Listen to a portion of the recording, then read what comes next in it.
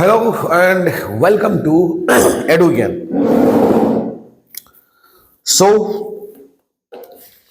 dear students, तो हम resource development पढ़ रहे थे। तो रिसोर्स डेवलपमेंट का सेकंड पार्ट पढ़ेंगे। उसमें मेनली शुरू करते हैं इस चीज से, सस्टेनेबल डेवलपमेंट से। Okay, welcome you to this platform EduGyan। So EduGyan ये हमारा लर्निंग ऐप है और EduGyan भी हमारा यूट्यूब चैनल है। ओके, सो प्लीज अगर हो सके तो प्लीज, आपको इस लेक्चर अच्छा लगा तो please like, share and subscribe my YouTube channel. And जो बच्चे इस प्लेटफॉर्म के जरिए पढ़ रहे हैं, यानी कि EduGyan जो हमारा लर्निंग ऐप है, तो उन बच्चों के लिए, और जो बच्चे मेरे YouTube के क्लास में देखते हैं उन बच्चे के लिए शुरू करते हैं आज का लेक्चर। मैं चाहूंगा कि जो YouTube वाले बच्चे इस लेक्चर को अंत तक देखें, ताकि उन्हें कुछ अच्छा खासा नॉलेज मिलेगा। और उनका जो एग्जाम आ रहा है, एग्जाम बहुत पास में है, फरवरी महीने में है, फरवरी सेकेंड वीक में या थर्ड वीक में एग्जाम है। तो इसलिए मैं चाहता हूं कि आप लोग जरूर इस वीडियो को अंत तक देखें और अपना एग्जाम के लिए उसे अच्छी तरह से रिवाइज करें। ओके, तो मेनली ये जो क्रैश कोर्स है, ये 2.5 महीने का क्रैश कोर्स है, ये चलेगा। तो यानी कि अप टू मार्च 15 तक चलेगा। ओके, मार्च 15 तक चलेगा। मेन इंटेंशन है कि कैसे हम एग्जाम ओरिएंटेड आपको फैक्ट दिलवाएं, कुछ इंपोर्टेंट क्वेश्चन करवाएं, ताकि आपका एग्जाम के लिए वो फायदेमंद होगा और आपको अच्छा मार्क्स मिलेगा। ओके, सो रिसोर्स डेवलपमेंट का ये जो पार्ट है, sustainable development. Okay, sustainable economic development क्या है वो? Sustainable economic development means development without harming the environment. Okay, without damaging और हार्मिंग द एनवायरमेंट, ये एक चीज हो गया। और सेकंड चीज क्या है? That development in the present should not compromise with the need of the future generation. यानी कि सस्टेनेबल डेवलपमेंट दो चीज बोल रहे हैं। पहले क्या बोल रहा है? पहले बोल रहा है sustainable development means development should take place without damaging the environment. आपको डेवलपमेंट करना है, कीजिए, कोई परेशान नहीं, पर एनवायरमेंट को डैमेज मत कीजिए। देखो, ये मतलब प्रैक्टिकली आपको कैसे लगता है कि without damaging the environment is it possible? Suppose हमें एक बड़ा फैक्ट्री एस्टेब्लिश करना है, तो हमें क्या चाहिए? लैंड चाहिए। तो लैंड चाहिए, मतलब यानी कि अगर कुछ फॉरेस्ट होगा तो उसे तो मतलब पेड़ पौधे इसको काटना पड़ेगा, फॉरेस्ट को खत्म करना पड़ेगा। तो कहीं ना कहीं डेवलपमेंट एंड ये जो एनवायरमेंट, ये both are inversely proportional according to me. Yes, और development and environmental degradation are directly proportional to each other. अगर आप डेवलपमेंट करेंगे तो एनवायरमेंट को डिग्रेड करेंगे। ओके, पर इधर सस्टेनेबल डेवलपमेंट क्या बोल रहा है कि आपको क्या करना है? डेवलपमेंट करना है without damaging the environment. Okay, environment को डैमेज नहीं करेंगे, यानी कि देखो, जितने हम मतलब फॉरेस्ट को मतलब डिस्ट्रॉय कर रहे हैं, उसी हिसाब से उतना फॉरेस्ट को एस्टैब्लिश कर रहे हैं। जितना हम डिफॉरेस्टिंग कर रहे हैं, उतना एफॉरेस्टिंग करना है। ओके, पर उसी तरह से होता नहीं है। प्रॉब्लम ये है। ओके, जितना मतलब परसेंटेज फॉरेस्ट हम डैमेज करते हैं, उतना परसेंटेज फॉरेस्ट हम उसको सेटअप नहीं करवाते हैं, यानी कि हम फिर उसको पेड़ पौधे नहीं लगाते हैं। ओके, प्रॉब्लम यही है। और दूसरा चीज सेकंड थिंग क्या बोल रहा है वो? कि development in the present should not compromise. Okay, present का जो डेवलपमेंट है उससे हम कॉम्प्रोमाइज नहीं करेंगे without the need of the future generation. Okay, तो फ्यूचर जनरेशन के बारे में हम सोचेंगे, ठीक है? यानी कि फ्यूचर जनरेशन का डेवलपमेंट बारे में अगर हम ज्यादा सोचेंगे और प्रेजेंट का डेवलपमेंट को नहीं करेंगे तो ऐसा भी नहीं चलेगा। ओके, दो चीज बोल रहा है, एक है आप डेवलपमेंट करो, एनवायरमेंट को प्रोटेक्शन करो।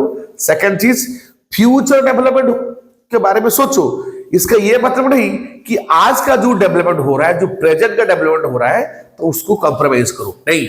ओके, तो ये बोल रहा है, दो चीज बोल रहा है sustainable development. I think it's clear. कुछ प्रॉब्लम है बच्चों? आई थिंक नहीं होगा। देखिए ये एक सस्टेनेबल डेवलपमेंट गोल्स, ये जो 17 कितने है 17, ये 17 SDG, SDG यानी कि सस्टेनेबल डेवलपमेंट गोल्स, ये United Nations Development Programme. Okay, मतलब 2030 तक, ओके, ये एक यूनाइटेड नेशंस का ये एजेंडा है कि हर कंट्री को एक टारगेट दिया गया है, एक टारगेट सेट किया गया है, ओके, कि आपको 2030 तक ये 17 गोल आपको अचीव करना है, because these are coming under the sustainable developments. Clear? चलिए थोड़ा देख देते हैं। उसमें 1 से लेकर 17 तक है। इसमें एक क्या बोल रहा है, नो पॉवर्टी, मतलब 2030 तक कोशिश करना कि पॉवर्टी को एंड करने के लिए। ओके, सेकंड क्या है, नो हंगर, सेम चीज, अगर poverty and hunger both are directly proportional. Okay, अगर आपका देश में पॉवर्टी हुई तो मतलब हंगर भी है, यानी कि 2030 तक आपको ये हंगर को भी खत्म करना है। देखो ये पॉवर्टी हंगर, इसमें गवर्नमेंट ऑफ इंडिया जोरदार से काम कर रहा है। देखिए हंगर को मिटाने के लिए, हंगर को खत्म करने के लिए जो प्रधानमंत्री जी का एक बहुत बड़ा स्कीम है, क्या है, प्रधानमंत्री गरीब कल्याण अन्न योजना, आपको पता है। तो उसी की तरह से क्या हो रहा है ना, प्रधानमंत्री जी जैसे 80 करोड़ इंडियंस को फ्री फूड ग्रेन्स मिलता है पर महीने, 5 KG food grains in the form of rice and wheat. Okay, तो इसका मेन इंटेंशन ये है, क्या है, कि हंगर को खत्म करवाना। Okay, clear? Then good health and wellbeing, सबको अच्छा वेलबींग होना चाहिए, अच्छा हेल्थ कंडीशन होना चाहिए, क्योंकि देखो हेल्थ इज वेल्थ। अगर एक नेशन में ज्यादातर लोगों मतलब हेल्थ कंडीशन सही नहीं है तो क्या होगा, तो हम वेल्थ जनरेट नहीं कर पाएंगे, ओके, हम डेवलपमेंट नहीं कर पाएंगे, ओके, ठीक तरह से काम नहीं कर पाएंगे। इसलिए क्या करना है कि एक नेशन में जो मेजॉरिटी ऑफ द पीपल, उनका हेल्थ कंडीशन अच्छा होना चाहिए। This is the main concern of the government. Okay, then fourth क्या है, क्वालिटी एजुकेशन। एजुकेशन, हम तो एजुकेट हो रहे हैं पर जो एजुकेशन में मिल रहा है उसमें कितना क्वालिटी है, इस क्वालिटी को वर्कर रखना चाहिए। Okay, quality education. देन 5 क्या है, gender equality. Gender equality means male versus female. Okay, तो देखो अगर देखेंगे हर चीज में मेल आगे है, फीमेल उनका प्रोपोर्शन कम है। आप पॉलिटिकल क्षेत्र में देखिए, सोसाइटल क्षेत्र में देखिए, कोई भी क्षेत्र में देखिए कि हर चीज में मेल आर मोर क्या आगे है एज कम्पेयर टू फीमेल। अगर हम फीमेल पार्टिसिपेशन रेट देखेंगे वर्कफोर्स, तो उसमें मेल का ज्यादा होता है। ओके, तो participation rate in the workforce, यानी कि जितना परसेंटेज मेल काम करते हैं उससे कम परसेंटेज फीमेल काम करते हैं। ओके, तो ये जो एक गैप है उसे अब मिटाना है, उसे अब इक्वल करना है, बराबर करना है। देन क्या है, clean water and sanitation. Okay, सबके पास क्लीन वाटर मिलना चाहिए और सैनिटेशन व्यवस्था सही होना चाहिए। ओके, जैसे प्रधानमंत्री जी का एक फ्लैगशिप प्रोग्राम नल से जल, ओके, 2024 तक एक ये था स्लोगन था कि हर घर में स्वच्छ पानी मिलना चाहिए through pipe water. Okay, then 7 क्या बोल रहा है, affordable and clean energy. Okay, आपके पास जो एनर्जी मिल रहा है, देखो सोचो ये जो गवर्नमेंट ऑफ इंडिया का जो एक क्या था, उजाला, ओके, उज्ज्वला योजना, जिसमें क्या है कि सबको जैसे कम प्राइस में 60, 70, 80, 90 इस प्राइस में सबको क्या मिल रहा है, एलईडी बल्ब या CFL बल्ब मिल रहा है। उससे पहले हम क्या यूज करते थे, ऐसे ही नॉर्मल बल्ब यूज करते थे, आपको पता होगा, जिसका वेटेज ज्यादा था। मिनिमम कितना था, 60 वाट और 100 वाट। 60 वाट बल्ब जो यूज करते थे कोई काम का नहीं, मतलब जो 100 वाट यूज करते थे मतलब वो थोड़ा सा फंक्शनेबल होता था। अब देखो 9 वाट, 11 वाट, 10 वाट में एलईडी आ रहा है, तो वो more functionable, more efficient, energy consuming. Okay, तो वही चीज है। तो हमें क्या करना है, affordable and clean energy. Clean energy in the form of आपका सोलर एनर्जी, आपका in the form of the biofuel energy, in the form of the wind energy. Okay, उसे हम यूज करना, क्योंकि देखो हम अभी क्या कर रहे हैं, सोलर ग्रिड। ओके, मतलब हम कैसे सोलर एनर्जी को यूज करके, कंज्यूम करके ज्यादा एनर्जी क्रिएट कर सकते हैं। जैसे गवर्नमेंट ऑफ इंडिया का जो न्यू प्रोग्राम है रूफटॉप सोलर, ओके, यानी कि आपका छत के ऊपर सोलर सोलर पैनल रहेगा और आप इसको कंज्यूम करके आप इलेक्ट्रिसिटी प्रोड्यूस कर सकते हैं। ओके, वो क्लीन एनर्जी है, क्योंकि हम ज्यादातर क्या करते हैं, फॉसिल एनर्जी यानी कि पेट्रोलियम, कोल या फिर डीजल, केरोसिन, उसके ऊपर ज्यादातर यूजेबल है। पर it is estimated that with in 30 to 40 years that will be completely finished. So हमें तो फिर एनर्जी की रिक्वायरमेंट है ना, तो हम क्या करेंगे, इसलिए अभी से प्रयास शुरू हो रहे हैं।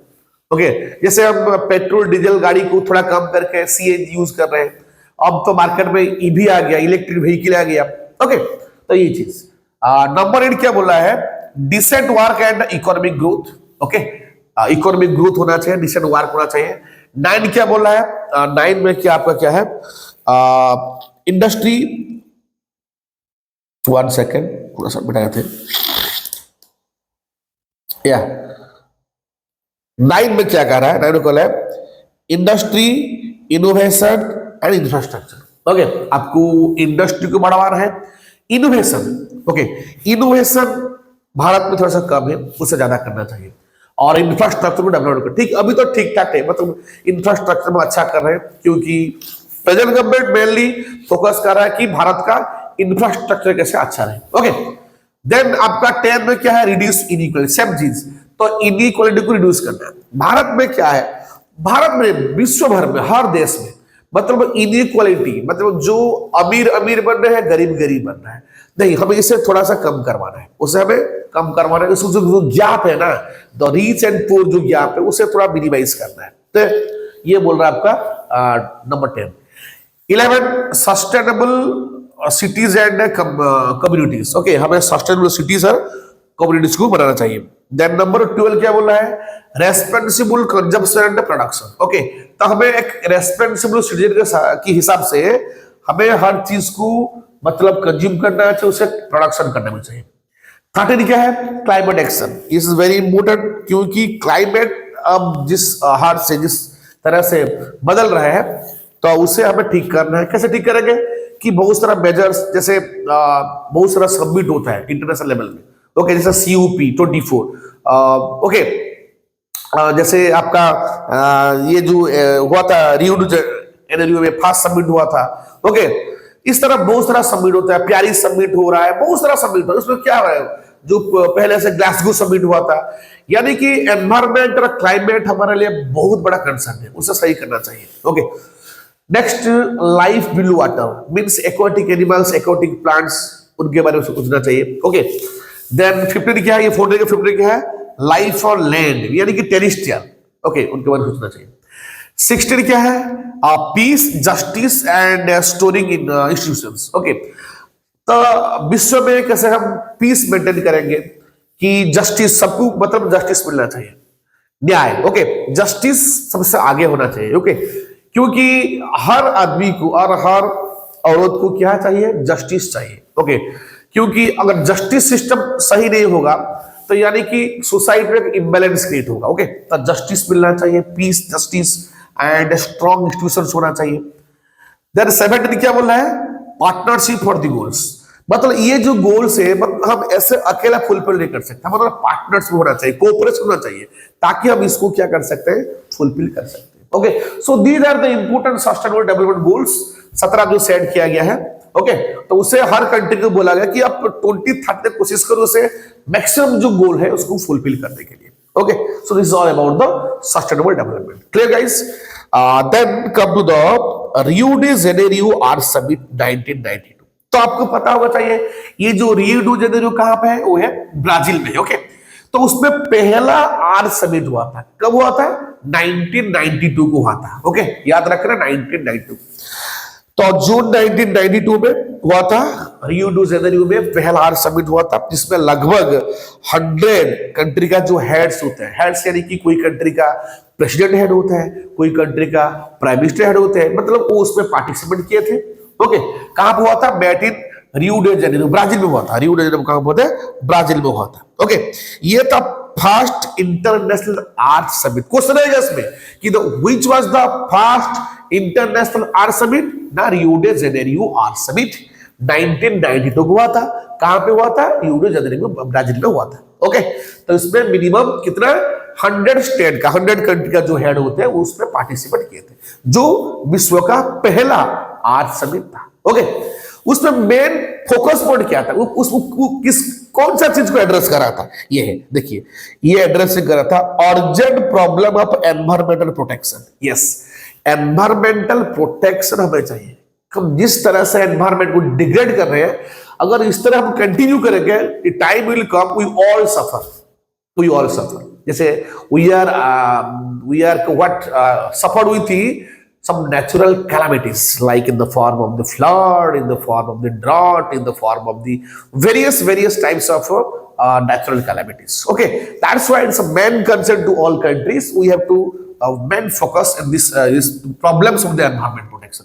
Okay, then socio-economic development. Okay, socio-economic development. ये main चीज होते हैं in global level, not in India, in global level. ये मेन दो चीज का वो एड्रेस किया गया था। एक क्या था कि urgent problem of the environmental protection, और सेकंड क्या था? Socio economic development, social and economical development. Okay, यानी socio plus economic. Okay, socio economic development. Then ये सब मिलके जो 100 लीडर्स मिलके एक साइन किए थे, एक डिक्लेरेशन ऑफ साइन किए थे। ओके, एक डिक्लेरेशन हुआ था, उसमें सब कंट्री मिलके साइन किए थे। तो क्या था? Global climatic change and biodiversity, global climatic change and biodiversity. Okay, ये था आपका डिक्लेरेशन, उसके ऊपर आप सब कंट्री साइन किए थे। Then the Rio convention endorsed the global forest principle, adopted 21 agenda 21 for achieving sustainable goal in 21st century। ये चीजें एजेंडा 21 सेट हुआ था। ओके, कि 21st सेंचुरी में जितना सारा अपना सस्टेनेबल डेवलपमेंट गोल से उसे फुलफिल करेंगे।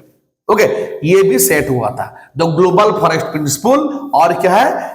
एजेंडा 21 को भी एडॉप्ट किया गया था। यानी कि क्या है एजेंडा 21? कि 21st सेंचुरी तक आपको जितना सारा सस्टेनेबल गोल से, जो 17 सस्टेनेबल गोल है, आपको क्या करना है? उसको फुलफिल करना है। ओके, अब देखेंगे, देखिए एजेंडा 21 के तो समझ आ रहा है बच्चों? तो इतना तक क्लियर ना? कर डाउट है? आई थिंक इतना तक तो क्लियर होगा। ओके, एजेंडा 21 देखो, एजेंडा 21 क्या है? ये एक डिक्लेरेशन है। ओके, ये एक डिक्लेरेशन है जिसमें वर्ल्ड लीडर उसमें क्या करता है? साइन करते हैं। जब 1992 का हुआ था, 1992 में हुआ था। कहां हुआ था? Are the United Nations conference on environment and development, UNCED, याद रखना, यूएनसीईडी। U for United, N for Nation, C for Conference on, E for Environment, D for and Development। वहीं पे हुआ था। Okay, which took place at Rio de Janeiro, Brazil. Okay, Brazil में हुआ था। वही सेम ये हुआ था। इसका एम क्या था? इसका एम क्या था? अचीविंग सस्टेनेबल गोल। मैं पहले से बोल चुका हूं, जो हमारा 17 SDG है, SDG सस्टेनेबल डेवलपमेंट गोल है, उसे फुलफिल करने के लिए अप टू 21st सेंचुरी, यानी कि 2030 तक जो एजेंडा सेट किया है, उसे फुलफिल करने के लिए। ओके, क्लियर है? ये जो है ना यूएनसीडी, ये एक ऑर्गन है। किसका? ये एक यूएन का ऑर्गन है, यूएन का पार्ट है उसका। ओके, यूनाइटेड नेशंस का एक पार्ट है।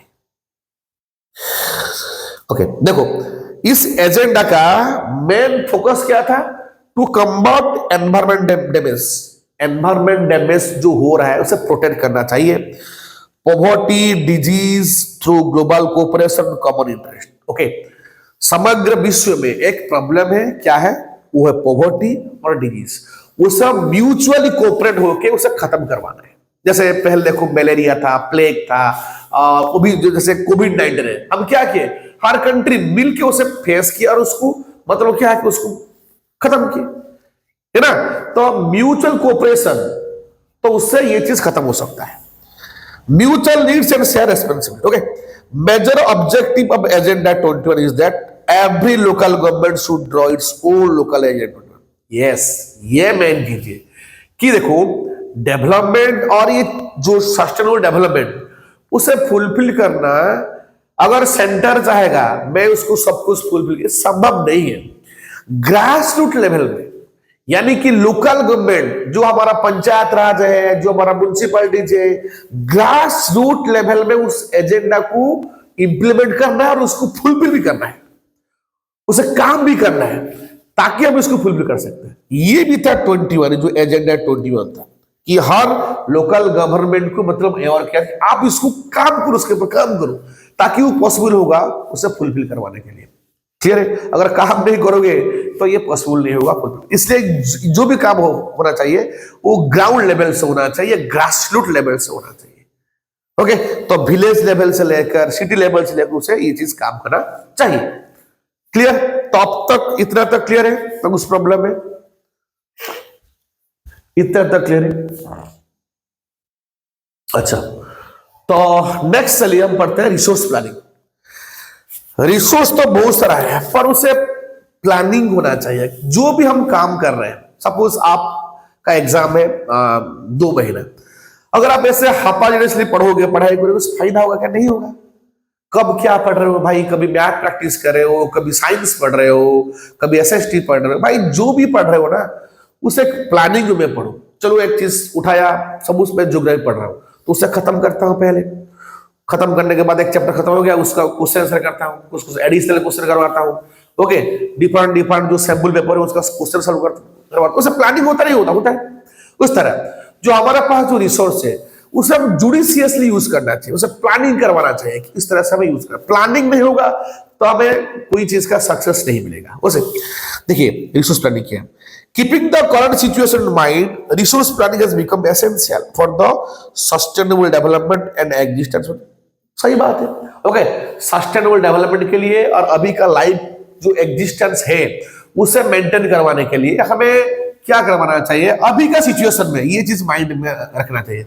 हमारे पास जो रिसोर्स है उससे हमें प्लानिंग के साथ यूटिलाइज करना चाहिए। ओके, इसके लिए एक स्ट्रैटेजी डेवलपमेंट होना चाहिए। Okay, and judicious use of resources. Okay, हमारे पास जो रिसोर्स है उस हमें जुडिशियसली यूज करें, मतलब यानी कि ज्यादा यूज नहीं करेंगे, कम यूज नहीं करेंगे, आज रिक्वायर्ड ऐसे यूज करेंगे। उसके लिए स्ट्रैटेजी हमें डेवलप करवाना है। ओके, तो अब पढ़ेंगे रिसोर्स प्लानिंग इन इंडिया। तो भारत के क्षेत्र में वो क्या है? रिसोर्स प्लानिंग इन्वॉल्व्स ये फॉलोइंग स्टेप्स। ओके, हमारा देश में रिसोर्स प्लानिंग स्टेप होता है। क्या होता है? पहला ना, identification and documentation of resource across the region. हर भारत में, यानी कि भारतवर्ष में जितना सारा स्टेट्स है, यूनियन टेरिटरीज है, तो हमारा जितना हर रीजन में जितना सारा हमारा रिसोर्स है उसे आइडेंटिफाई करना और उसका एक डॉक्यूमेंटेशन प्रेजेंट करना है। Okay, fasting. इसके लिए क्या चाहिए हमें? इसके लिए हमें चाहिए सर्वे करेंगे, मैपिंग करेंगे। ओके, क्वांटिटेटिव क्वालिटेटिव एस्टिमेट करेंगे रिसोर्स का। जितना हमारे पास रिसोर्स, उसका कितना क्वांटिटी है, उसमें कितना क्वालिटेटिव है, कितने अच्छा क्वालिटी नहीं है। ओके, उसे हम क्या करेंगे? उसे हम उसको हम क्या करेंगे? डिफरेंशिएट करेंगे। हो गया पहला स्टेप। क्या पहला स्टेप है? Identification and documentation resources across the region. Bharatvarsha में जितना सारा हमारा रिसोर्स है उसे हम क्या करेंगे? आइडेंटिफाई करेंगे, कौन सा रीजन में क्या है, कितना क्वांटिटी में है, उसका क्वालिटी क्या है। ओके, वो कैसे हम करेंगे? Through the steps. क्या करेंगे? हमें सर्वे करेंगे, मैपिंग करेंगे, कितना क्वालिटेटिव है, कितना क्वांटिटी, उसका एस्टिमेशन करेंगे रिसोर्स का। तो ये बात है ना।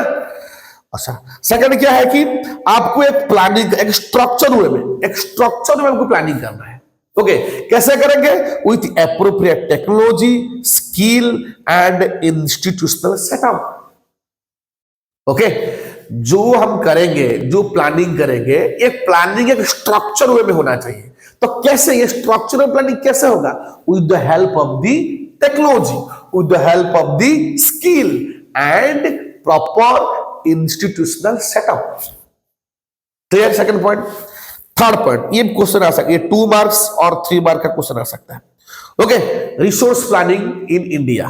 ओके, ये क्वेश्चन आ सकता है। Then matching the resource development plan with overall national development plan. Okay, तो हमारा जो रिसोर्स डेवलपमेंट प्लान हम किए, तो उसे मैच करवाना है किसके साथ? तो ओवरऑल नेशनल डेवलपमेंट प्लान के साथ।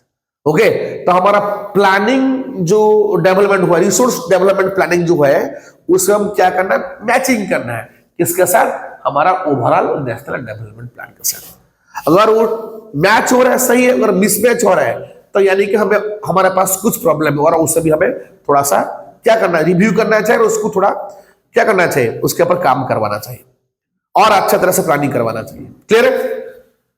In addition to technology plays a vital role in resource. Yes, resource development करवाने के लिए टेक्नोलॉजी, हर चीज में technology.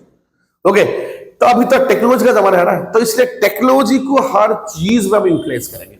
One can see a region with poor resource, but good technology flourishes, whereas a region with heavy resource, but with no technology remains stagnant. यानी कि जो जो reason में हम टेक्नोलॉजी को यूज करेंगे, तो उसका रिसोर्स को सही तरह से हम क्या कर सकते हैं, डेवलप कर सकते हैं, सही तरह से हम उसको प्लानिंग करवा सकते हैं। और अगर विदाउट टेक्नोलॉजी में हम रिसोर्स प्लानिंग सही तरह से नहीं कर सकते हैं।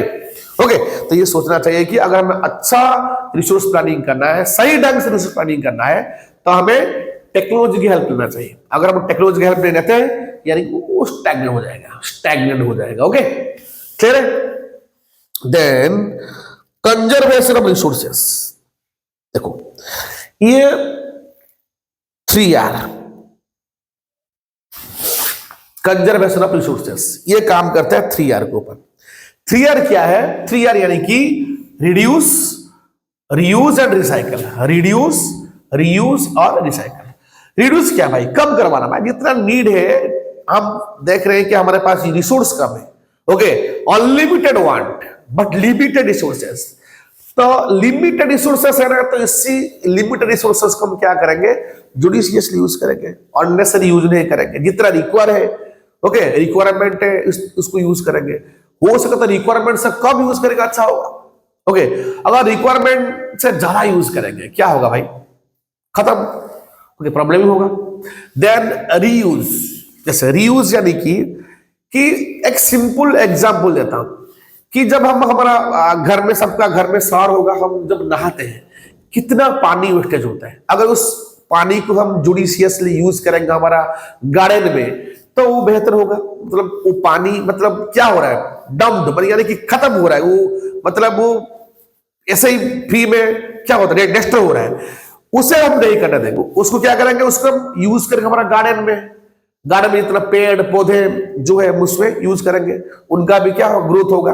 ओके, देन क्या, रिसाइकिल। रिसाइकिल यानी कि अगर कोई चीज को हम second time, third time use कर सकते, उसे करेंगे। फॉर एग्जाम्पल देखिए, हम यूज करते हैं पेपर, पेपर को हम रिसाइकिल करवाते हैं। प्लास्टिक, प्लास्टिक का कुछ चीज है, जैसे प्लास्टिक बोतल, ये तरह थर्मोप्लास्टिक है। ओके, थर्मोप्लास्टिक, प्लास्टिक दो टाइप का होता है, थर्मोप्लास्टिक और थर्मोसेटिक। ये तरह थर्मोप्लास्टिक है, यानी कि PVC, PP.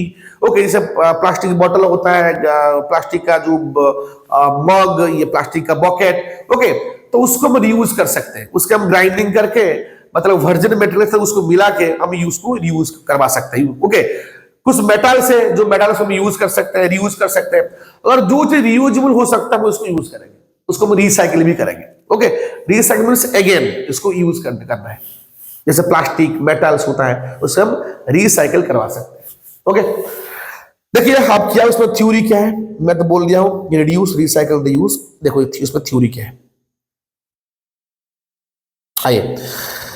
Irrational consumption and over utilization of resources may lead to socio-economic and सही बात है यार। अगर हम कोई चीज को इरेशनल यूज करेंगे, ओवर यूटिलाइजेशन करेंगे, तो इसका बैड इंपैक्ट पड़ेगा। किसका मतलब? Socio economic and environmental problem होगा। सही बात है। हमारे पास जितना फॉरेस्ट है, हमें फॉरेस्ट को अगर ठीक है डेवलपमेंट करवाना है, तो जिसी ढंग से हम फॉरेस्ट को डिस्ट्रॉय करें, उसी हिसाब से फॉरेस्ट को क्या करवाना चाहिए, उसे एस्टैब्लिश करवाना चाहिए।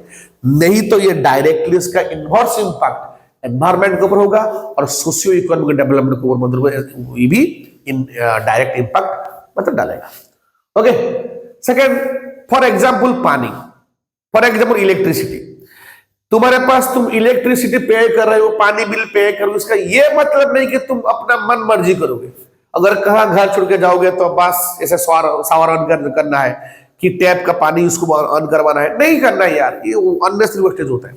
ये होता है कभी कभी, होता नहीं होता, होता है कभी कभी हम भूल जाते हैं, मतलब ऐसा करते हैं। इलेक्ट्रिसिटी यानी कि अगर हम रूम से बाहर रहते हैं, मतलब ऐसा मतलब भूल जाते हैं जो अपना फैन उसका स्विच को ऑफ करवाने के लिए, लाइट को ऑफ करवाने के लिए, ओके, मतलब जब फिर आएंगे 4-5 घंटे बाद आएंगे देखें भाई ये घूम रहा है, यानी कि बिजली चल रहा है, भाई ये क्या है, वेस्टेज हो रहा है एनर्जी। तो ये भी सोचना चाहिए। Okay, second, to overcome this problems resource conservation at various level, यानी कि ग्राउंड लेवल से लेकर नेशनल इंटरनेशनल लेवल तक, ओके, हर लेवल में उसको क्या करना चाहिए कि रिसोर्स को कैसे कंजर्वेशन करेंगे उसके बारे में सोचना चाहिए।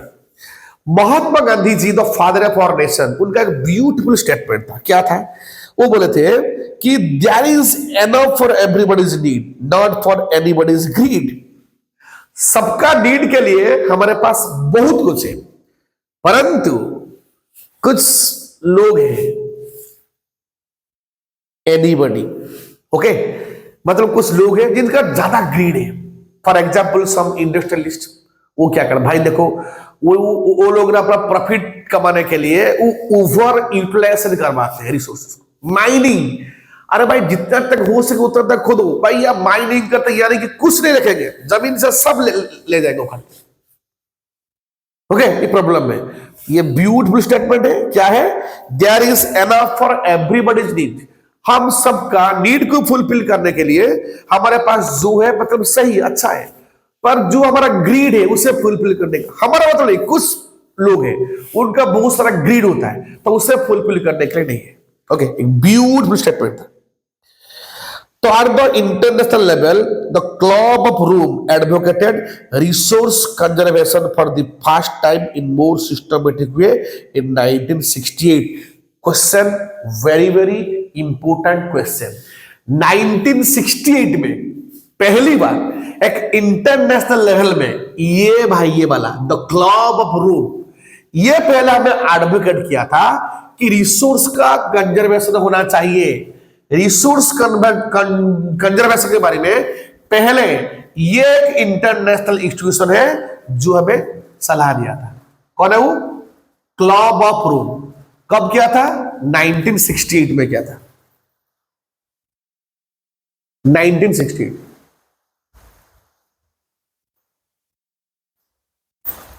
ओ माय गॉड, सॉरी, बारिश शुरू हो गया। ठीक है, ठंडी के मौसम में बारिश अच्छा है, मुझे भी थोड़ा सा सर्दी हो गया। अब देखो, जो सब्सिक्वेंटली 1974, तो 1974 में ये जो देखो सुकुमार अपना बुक में, उनका बुक क्या था? Small is beautiful. तो वो हमारा जो गांधी जी का प्रिंसिपल, गांधीयन फिलोसफी को उसमें एडप्ट किया था। Once again subsequently 1974 Gandhian philosophy was once again presented by the Sukumar in his book. Gandhian philosophy क्या था? Gandhi ji he was against mass production, he was against the industrialization, क्योंकि उनका सोच क्या था, अगर मास प्रोडक्शन होगा तो हम कम से कम क्या करेंगे? ओवर यूटिलाइजेशन रिसोर्स करेंगे। अगर रिसोर्सों का ओवर यूटिलाइजेशन होगा मतलब वो एनवायरमेंट के ऊपर नेगेटिव इंपैक्ट डालेगा। वो महात्मा गांधी जी का बहुत बड़ा सोच था। और क्या था कि वो सोचते थे कि इंडस्ट्रियलाइजेशन हो गया तो जो हमारा छोटा छोटा संसाधन है, यानी कि जो कॉटेज इंडस्ट्री है भारत में, क्योंकि भारत में पहला लार्ज स्केल इंडस्ट्री नहीं था, हमारे पास छोटा इंडस्ट्री था, लघु उद्योग, यानी कि अपने पास कॉटेज इंडस्ट्री था, हैंडीक्राफ्ट इंडस्ट्री था, ये खत्म हो जाएगी। ओके, जैसे बड़ा मछली क्या करते हैं? छोटा छोटा मछली को खा जाते हैं। इस तरह का बड़ा इंडस्ट्री आएगा, ये छोटा छोटा इंडस्ट्री जो लोकल पीपल से यूज, जैसे इसके साथ अपना लाइफ मेंटेन करते हैं, उनका रोजी रोटी चलता है, उनका घर चलता है, वो खत्म हो जाएगा। तो ये महात्मा गांधी जी का बड़ा सोच था। ये सुकुमार जी ने गांधी जी के फिलोसफी को अपना जो बुक था क्या था? स्मॉल इज ब्यूटीफुल, तो 1974 में उसको एडप्ट किया था। ये एक seminal contribution with respect to resource conservation at the global level कब हुआ था? फिर ये होता Brundtland, okay, Brundtland Commission report 1987 में हुआ था। तो क्या होता है? ब्रूटलैंड कमीशन रिपोर्ट 1987 में। This report introduce the concept of sustainable development. ये भी रिपोर्ट बोल रहा था भाई देखो आपको सस्टेनेबल डेवलपमेंट के ऊपर काम करवाना चाहिए। ओके, ये किसका रिपोर्ट था? ब्रुटलैंड कमीशन रिपोर्ट 1987। क्लियर हो गया अब तक उस प्रॉब्लम है। ये पहला वाला, ये महात्मा गांधी जी का स्टेटमेंट जो Gandhi philosophy small is beautiful में, और ये क्या है ग्लोबल लेवल में होता है ब्रुटलैंड कमीशन रिपोर्ट 1987। और ये ब्रुटलैंड कमीशन क्या बोलता है? हमें भी सस्टेनेबल डेवलपमेंट कॉन्सेप्ट को ये अडॉप्ट करवाना चाहिए। क्लियर ना कुछ प्रॉब्लम है? Okay, then our common future. Another significant contribution made by the R Summit at Rio de Janeiro, Brazil in 1992। पहले से पढ़ चुका हूं कि 1992 में पहला R Summit हुआ था रियो डे जेनेरियो ब्राजील में, 1992 में हुआ था। ओके, उसे हम ध्यान देखना पड़ेगा। ये हो गया। अब आ गया हमारा लैंड रिसोर्स। देखो मेरे बच्चों, इस फिगर को थोड़ा सा देख लेना, इस इंपोर्टेंट है।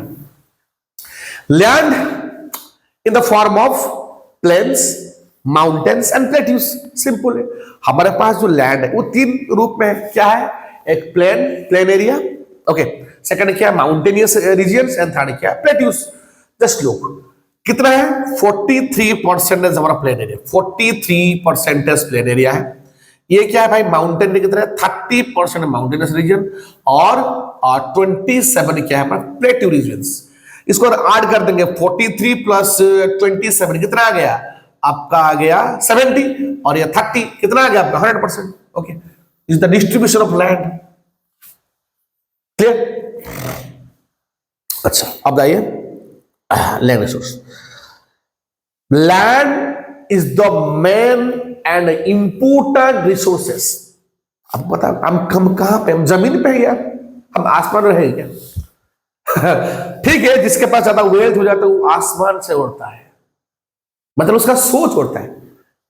आदमी कभी आसमान में नहीं रह सकता ना, हमको रहना कहां है? अर्थ पे रहना है। We have to sustain earth. Okay, so land is the most important resource, क्योंकि ये सपोर्ट कर आपका वेजिटेशन का, वाइल्ड लाइफ का और ह्यूमन बींग्स का।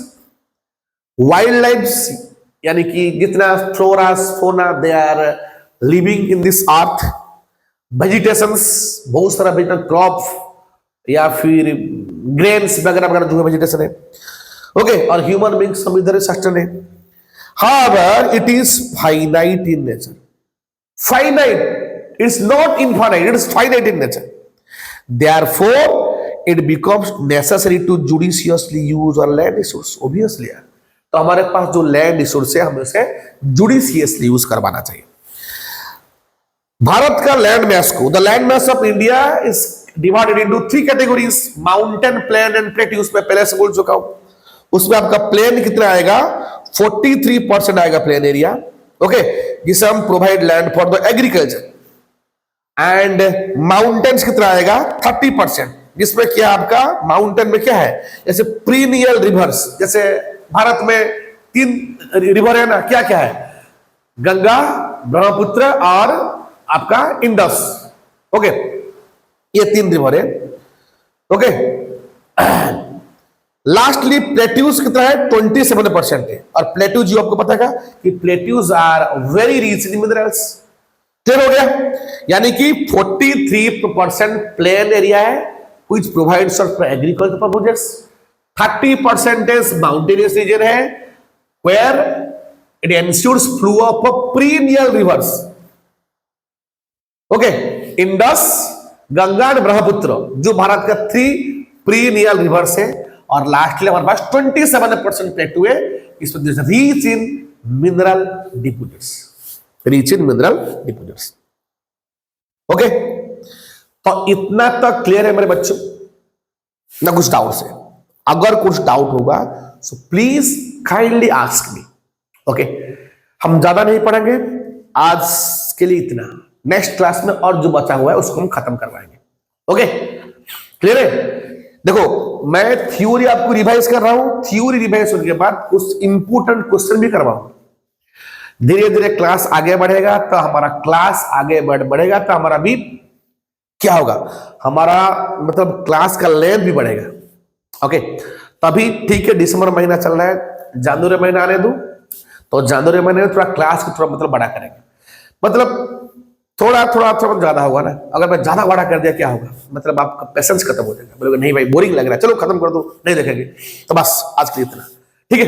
अगर कुछ प्रॉब्लम आया प्लीज कमेंट में, मुझे कमेंट सेक्शन में बोल देना मेरे दोस्तों।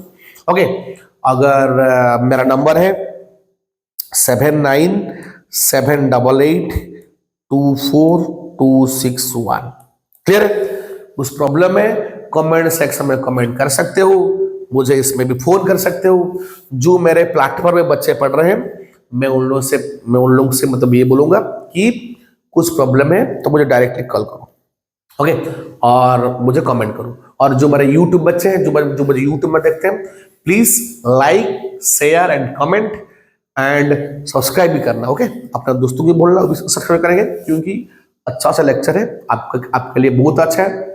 पहले हम इसको खत्म करेंगे ज्योग्राफी, ज्योग्राफी के बाद क्या पढ़ेंगे, इकोनॉमिक्स, फिर पढ़ेंगे पॉलिटिकल साइंस, फिर पढ़ेंगे हिस्ट्री।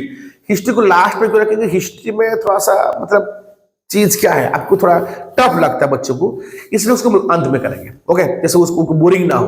तो पहले ज्योग्राफी, उसके बाद इकोनॉमिक्स, उसके बाद क्या पढ़ेंगे हम आपका पॉलिटी, फिर लास्ट में क्या पढ़ेंगे, हिस्ट्री, ओके। तो जो बच्चे हमारा मतलब इस चैनल में पढ़ रहे हैं, मतलब जो हमारा प्लेटफॉर्म में पढ़ रहे हैं, तो प्लीज वो कोशिश करें कि इसको मतलब कि परचेस करने के लिए बहुत नॉमिनल प्राइस है, 499, sorry and additional GST 500 something, okay. तो आप इसको परचेस करो और इसका फायदा लो, ओके। और हर क्लास को हम रिवाइज करेंगे, क्लियर है। सो आज के लिए इतना, फिर कर मिलेंगे एक ब्यूटीफुल क्लास के साथ। सो जय हिंद, जय जगन्नाथ।